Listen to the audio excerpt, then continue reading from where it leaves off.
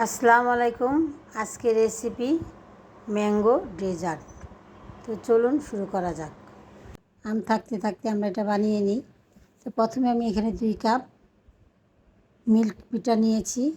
এরপর দিব half cup গুঁড়ো দুধ আর দিব 1 টেবিল স্পুন কাস্টার্ড পাউডার। এরপর আমি ভালোভাবে মিশিয়ে নিব। এরপর দিব হাফ কাপ কনডেন্সড মিল্ক দিয়ে আমি এখন চুলাটা অন করে দেব। এরপর আমি অনবরত নাড়তে থাকবো যাতে নিচে না লেগে যায়।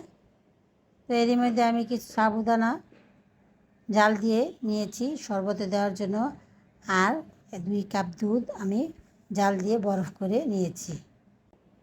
তো আমার কাস্টার্ড পাউডার দেওয়ার পর দুধটা ঘন হয়ে এসেছে।